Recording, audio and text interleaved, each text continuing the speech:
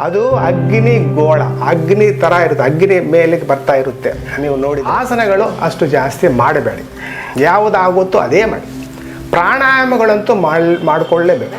ನೀವು ಒಳಗಡೆ ಕೂತ್ಕೊಂಡು ಈ ಪೋರ್ಷನ್ ಈ ಥರ ತಳ್ಳೋದು ಬದ್ಧಕೋಣಾಸನ ಅಂತ ಒಂದು. ಈ ಪ್ರಾಣಾಯಾಮ ಅದ್ಭುತವಾಗಿ ಮಾಡ್ಕೋಬೋದು. ಅಪಾನ ವಾಯು ಪ್ರಾಣಾಯಾಮ ಮಾಡ್ಕೋಬೋದು. ಬಹಳ ಒಂದು ಈಸಿ ಡೆಲಿವರಿಯನ್ನು ಎಕ್ಸ್ಪೆಕ್ಟ್ ಮಾಡ್ಬೋದು ಅಂತೀರಾ?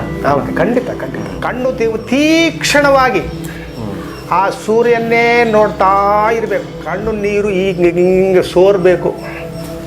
ಆವಾಗ ಅಂತರ್ ಶೌಚಂ ಬಾಹ್ಯ ಶೌಚಂ ಎರಡೂ ಆಗುತ್ತೆ.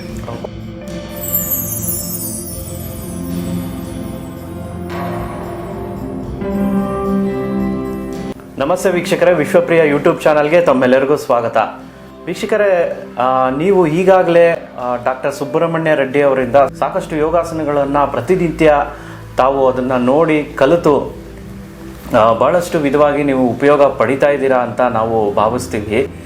ಈಗಾಗಲೇ ಅವರು ತೋರಿಸಿರ್ತಕ್ಕಂತಹ ಒಂದು ನಿಂತುಕೊಂಡು ಮಾಡುವಂಥ ಒಂದು ಯೋಗಾಸನ ಆಗಿರ್ಬೋದು, ಹಾಗೆ ಕುಳಿತುಕೊಂಡು ಮಾಡುವಂಥ ಯೋಗಾಸನಗಳು ಆಗಿರ್ಬೋದು, ಪ್ರಾಣಾಯಾಮಗಳು ಆಗಿರ್ಬೋದು, ಬಂಧಗಳು ಆಗಿರ್ಬೋದು, ಸಾಕಷ್ಟು ರೀತಿಯಲ್ಲಿ ಅದರ ಉಪಯೋಗಗಳನ್ನು ಕೂಡ ಅವರು ನಮಗೆ ಹೇಳಿದ್ದಾರೆ. ಈಗಾಗಲೇ ಸರ್ನ ನಾವು ಈ ಕಾರ್ಯಕ್ರಮಕ್ಕೆ ಸ್ವಾಗತಿಸೋಣ. ಸರ್ ನಮಸ್ತೆ. ಸರ್, ಬಹಳ ದಿನಗಳ ನಂತರ ತಾವು ನಮ್ಮ ಚಾನಲ್ಗೆ ಒಂದು ಅವಕಾಶನ ಕೊಟ್ಟಿದ್ದೀರಾ. ಅದಕ್ಕೆ ತಮಗೆ ಹೃತ್ಪೂರ್ವಕವಾದಂತಹ ಒಂದು ಧನ್ಯವಾದಗಳು ಸರ್. ನಿಮಗೆ ನಮಸ್ಕಾರ, ವೀಕ್ಷಕರಿಗೆ ನಮಸ್ಕಾರ.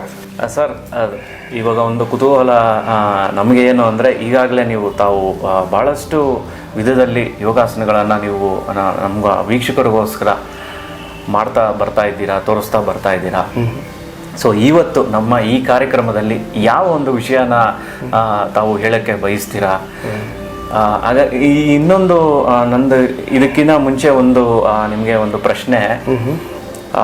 ನಮ್ಮ ಕಮೆಂಟ್ಗಳಲ್ಲಿ ಸಾಕಷ್ಟು ವೀಕ್ಷಕರು ಕೇಳಿರೋ ಹಾಗೆ, ಇವಾಗ ಗರ್ಭಿಣಿಯರಿರ್ತಾರೆ, ದುರ್ಬಲರಿರ್ತಾರೆ, ಅಂದರೆ ಅವ್ರಿಗೆ ಮಾಡ್ಕೊಳ್ಳೋಕೆ ಆಗೋದಿಲ್ಲ ಯೋಗಾಸನ, ಏನೋ ಒಂದು ರೋಗ ಪೀಡಿತರಾಗಿರ್ತಾರೆ. ಅಂಥವರು ನೀವು ಈಗಾಗಲೇ ತೋರಿಸಿರುವಂಥ ಒಂದು ಆಸನಗಳನ್ನು ಅವರು ಮಾಡ್ಕೊಳ್ಬಹುದಾ, ಹೇಗೆ ಅದ್ರ ಬಗ್ಗೆ ಸ್ವಲ್ಪ ತಿಳಿಸ್ಕೊಳ್ತಾ ಮುಂದಿನ ಒಂದು ವಿಷಯದ ಬಗ್ಗೆ ತಿಳಿಸ್ಕೊಡಿ. ಓಂ ನಮೋ ಸೂರ್ಯನಾರಾಯಣಾಯ. ಓಂ ನಮೋ ಸೂರ್ಯನಾರಾಯಣಾಯ. ಓಂ ನಮೋ ಸೂರ್ಯನಾರಾಯಣಾಯ. ಎಲ್ಲರಿಗೂ ನಮಸ್ಕಾರ. ಈಗಾಗಲೇ ನಾವು ಆಸನಗಳ ಬಗ್ಗೆ, ಪ್ರಾಣಾಯಾಮಗಳ ಬಗ್ಗೆ, ಆಮೇಲೆ ಕುಂತ್ಕೊಂಡೋದು, ಆಮೇಲೆ ನಿಂತ್ಕೊಂಡೋದು ಬಗ್ಗೆ ಸಾಕಷ್ಟು ಮಾಡಿದ್ದೀವಿ. ನಾನು ಅಂದ್ಕೊಳ್ತೀನಿ ಎಲ್ಲರೂ ಪ್ರಾಕ್ಟೀಸ್ ಮಾಡ್ತಾ ಇದ್ದೀರಾ ಅಂದ್ಕೊಳ್ತಾ ಇದ್ದೀನಿ ಮನೆಯಲ್ಲಿ. ಅದು ನೋಡಿಬಿಟ್ಟು ಅದೇನಾರ ಡೌಟ್ಸ್ ಇದ್ದರೆ ಕೇಳಿ. ಇವಾಗ ಸಾರ್ ಕೇಳ್ತಾ ಇದ್ದಾರೆ, ಗರ್ಭಿಣಿಯ ಸ್ತ್ರೀಯರು ಮಾಡ್ಕೋಬೋದಾ, ಏನು ಮಾಡ್ಕೋಬೋದು ಅಂತ. ಗರ್ಭಿಣಿ ಸ್ತ್ರೀಯರು ಆಸನಗಳು ಅಷ್ಟು ಜಾಸ್ತಿ ಮಾಡಬೇಡಿ, ಯಾವುದಾಗುತ್ತೋ ಅದೇ ಮಾಡಿ. ಪ್ರಾಣಾಯಾಮಗಳಂತೂ ಮಾಡಿಕೊಳ್ಳೇಬೇಕು. ಪ್ರಾಣಾಯಾಮಗಳು ಭ್ರಾಮರಿ ಪ್ರಾಣಾಯಾಮ ಆಗಲಿ, ಆಮೇಲೆ ಸೋಹಂ ಪ್ರಾಣಾಯಾಮ ಆಗಲಿ, ಎಷ್ಟೋ ಪ್ರಾಣಾಯಾಮಗಳು ಹೇಳಿದ್ದೇನೆ, ಅದೆಲ್ಲ ಮಾಡ್ಕೋಬೋದು. ಬಂಧಗಳು ಜಾಸ್ತಿ ಮಾಡಬೇಡಿ, ಬಂಧಗಳನ್ನು ಮಾಡಬೇಡಿ. ಯಾಕಂದರೆ ಅದೇನಾಗುತ್ತೆ ಗೊತ್ತಾ, ನಾವು ಸಹಜ ಪ್ರಾಣಾಯಾಮ ಮಾಡುವಾಗ ಹೊಟ್ಟೆ ಕದಲಬೇಕು, ಚೆಸ್ಟ್ ಕದಲಬೇಕು, ಆಮೇಲೆ ಕಂಠ ಕದಲಬೇಕು ಅಂತ ಮೂಲಾಧಾರದಿಂದ ಉಸಿರು ಎಳ್ಕೋಬೇಕಲ್ವ, ಅದು ಸ್ವಲ್ಪ ಪ್ರಾಬ್ಲಮ್ ಬರುತ್ತೆ. ಅದಕ್ಕೆ ಆ ಥರ ಜಾಸ್ತಿ ಹೆವಿಯಾಗಿ ಮಾಡಬೇಡಿ. ಎಷ್ಟು ಸೂಕ್ಷ್ಮ ಇರುತ್ತೋ ಯಾವುದು ಈ ತಲೆಗೆ, ಈ ಮೆದುಳಿಗೆ, ಅಂದರೆ ಈ ಒಳಗಡೆ ಇದಲ್ವಾ ಮೆದುಳು, ಅದಕ್ಕೆ ಉದ್ಧಾರ ಆಗೋದಕ್ಕೆ ಮಾಡಬೇಕು. ಯಾವುದು ಅದಕ್ಕೆ ಸೋಹಂ ಪ್ರಾಣಾಯಾಮ ಅದ್ಭುತವಾಗಿ ಕೆಲಸ ಮಾಡುತ್ತೆ. ಸೋಹಂ ಪ್ರಾಣಾಯಾಮ ವಿತ್ ಪ್ರಾಣ ಮುದ್ರೆ ಚೆನ್ನಾಗಿ ಮಾಡ್ಕೊಳ್ಳಿ. ಸೊ ಇದನ್ನ ಗುರುಗಳೇ ಗರ್ಭಿಣಿ ಸ್ತ್ರೀಯರು ಮಾಡ್ಬೋದು, ಸೋಹಂ ಪ್ರಾಣಾಯಾಮ ಮಾಡ್ಬೋದು. ಅವ್ರಿಗೆ ಒಳ್ಳೇದು ಅಂತ ಹೇಳ್ತೀರಾ? ಒಳ್ಳೇದಾಗುತ್ತೆ. ಇವಾಗ ಒಂದು ಇವಾಗ ಎಲ್ಲರಿಗೂ ಏನಂದ್ರೆ, ಸಾಕಷ್ಟು ಗರ್ಭಿಣಿ ಸ್ತ್ರೀಯರಿಗೆ ಈ ಸಿಸೇರಿಯನ್ ಅನ್ನೋದು ಒಂದು ಕಾಮನ್ ಫ್ಯಾಕ್ಟರ್ ಆಗ್ಬಿಟ್ಟಿದೆ. ಸೊ ಅದು ಏನಕ್ಕೆ ಆಗ್ತಾ ಇದೆ, ಮತ್ತೆ ಅದನ್ನ ತಡೆಗಟ್ಟುವುದಕ್ಕೆ, ನಾರ್ಮಲ್ ಡೆಲಿವರಿ ಆಗಬೇಕು ಅಂದ್ರೆ ಯಾವ್ದಾನ ಒಂದು ವಿಧಾನಗಳಿದೆಯಾ ಯೋಗಾಸನದಲ್ಲಿ? ನಾರ್ಮಲ್ ಡೆಲಿವರಿ ಆಗಬೇಕಂದ್ರೆ ನೀವು 9 ತಿಂಗಳು ಮುಂಚೆನೆ 8 ತಿಂಗಳು 7 ತಿಂಗಳ ಸ್ಟಾರ್ಟಿಂಗ್ ಆಗ್ತಾ ನೀವು ಆಸನಗಳು ಬದ್ಧಕೋಣ ಆಸನಗಳು ಮಾಡ್ಕೋಬೇಕು. ಬದ್ಧಕೋಣ ಅಂದರೆ ನೀವು ಕೆಳಗಡೆ ಕೂತ್ಕೊಂಡು ಈ ಪೋರ್ಷನ್ ಈ ಥರ ತಳ್ಳೋದು. ಬದ್ಧಕೋಣ ಆಸನ ಅಂತ ಒಂದಿದೆ, ಅದು ಮಾಡಿಕೊಂಡ್ರೆ ಈಸಿ ಡೆಲಿವರಿ ಆಗುತ್ತೆ. ಯಾವ ತಿಂಗಳಿಂದ ಶುರು ಮಾಡಬೇಕು ಅವರು 7 ಶುರು ಮಾಡುವ 7, 5, 6 ಶುರು ಮಾಡ್ಬೋದು. 6ನೇ ತಿಂಗಳಲ್ಲಿ ಶುರು ಮಾಡ್ಬೋದು. ಬದ್ಧಕೋಣ ಆಸನ ಕಂಪಲ್ಸರಿ. ಇದಕ್ಕೆ ಮುಂಚೆ ಅಪಾನವಾಯು ಮುದ್ರೆ ಹಾಕೊಳ್ಳಿ. ನೋಡಿ ಈ ಥರ ಗರ್ಭಿಣಿ ಸ್ತ್ರೀಯರಿಗೆ ಈ ಥರ ಯಾರನ್ನೂ ಮಾಡ್ಬೋದು.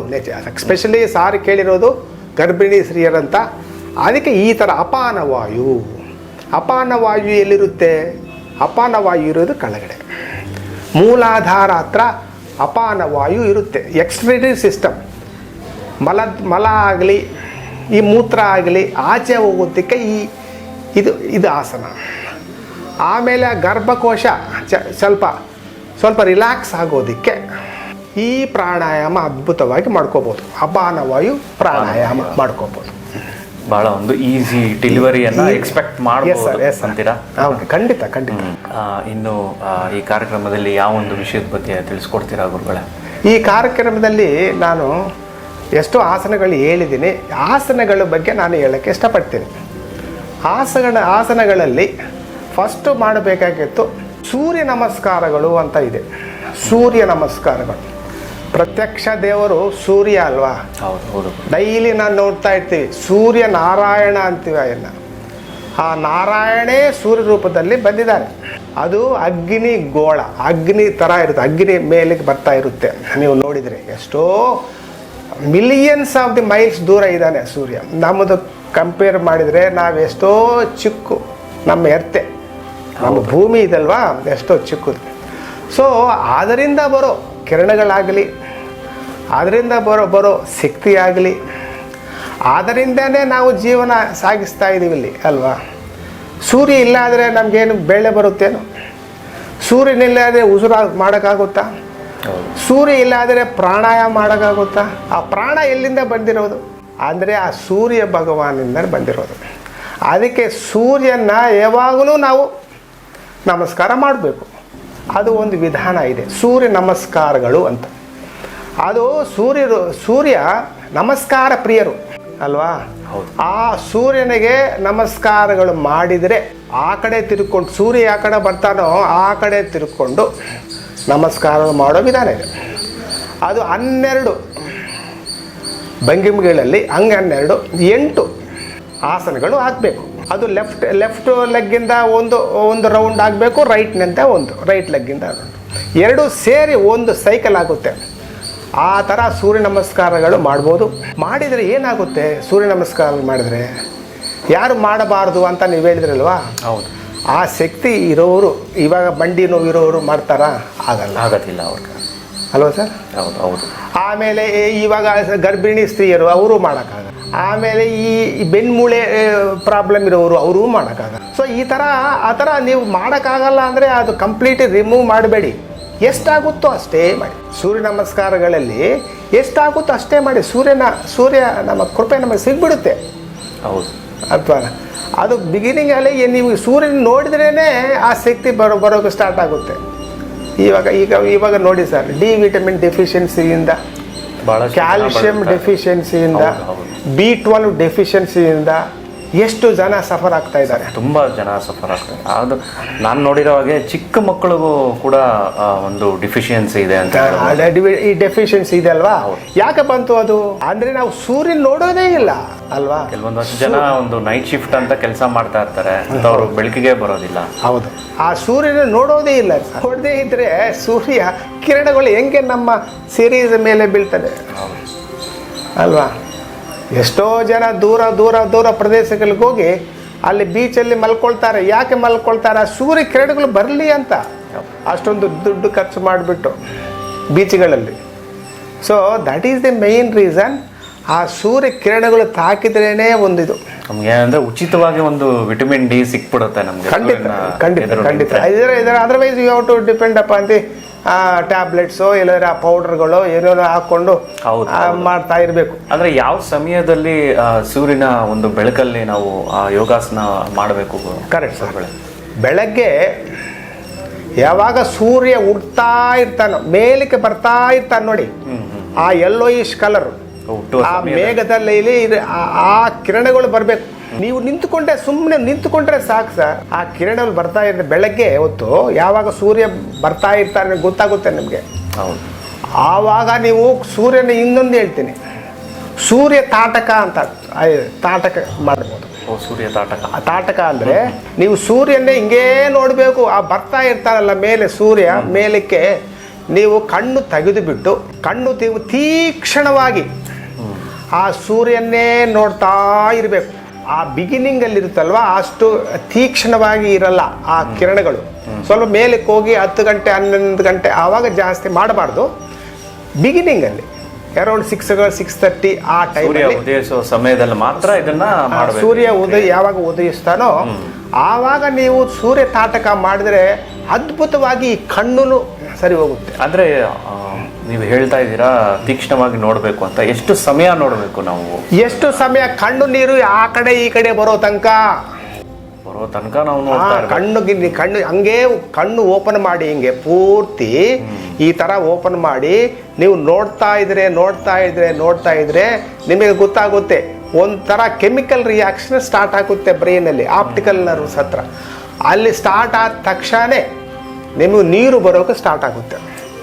ಎಷ್ಟು ತನಕ ಮಾಡಬೇಕು? ಯಾವಾಗ ಬರುತ್ತೆ ಆ ನೀರು ನೀವು ಹೆಂಗೆ ನೋಡ್ತೀರೋ ಹಂಗೆ ಮನಸ್ಸಿಂದ ಆ ಸೂರ್ಯ ಭಗವಾನನ್ನ ನೆನೆಸ್ಕೊಂಡು ಆ ತೀಕ್ಷ್ಣವಾಗಿ ನೋಡಿ ಆ ಸೂರ್ಯ ಕಿರಣಗಳು ನಿಮ್ಮ ಕಣ್ಣು ಒಳಗಡೆ ಹೋಗಿ ಅಲ್ಲಿ ವೈಡ್ ಓಪನ್ ಮಾಡಬೇಕು. ಆಮೇಲೆ ತಳ್ಕೋಬೇಡಿ, ನೀವು ಕ್ಲೋಸ್ ಮಾಡಬಾರ್ದು ಕಣ್ಣು. ಒಂದ್ಸತಿ ಓಪನ್ ಮಾಡಿದ್ರೆ ಕಣ್ಣು ಸೂರ್ಯನ ನೋಡ್ತಾ ಬಿಗಿನಿಂಗಲ್ಲಿ ನೀವು ಕಣ್ಣು ನೀರು ಹಿಂಗೆ ಸೋರ್ಬೇಕು. ಆವಾಗ ಅಂತರ್ ಶೌಚಂ ಬಾಹ್ಯ ಶೌಚಂ ಎರಡೂ ಆಗುತ್ತೆ. ಎರಡು ಆಚೆ ಇರೋ ಈ ಕಲ್ಮಶಗಳೆಲ್ಲ ಹೋಗ್ತವೆ, ಅದೊಂದು. ಇದಕ್ಕಂತ ಮುಂಚೆ ಒಳಗಡೆ ಶೌಚಮೂ ಆಗ್ತಾ ಇರುತ್ತೆ. ಡಿಫಿಷಿಯನ್ಸಿನೂ ಹೋಗ್ಬೋದು. ಎಲ್ಲ ಡಿಫಿಷಿಯನ್ಸಿನೂ ಹೋಗ್ಬೋದು. ಆ ಸೂರ್ಯ ಕಿರಣಗಳು ಅದ್ಭುತವಾಗಿ ಶಕ್ತಿ, ಆ ಶಕ್ತಿನ ಕಣ್ಮುಂದೆ ಇದೆ.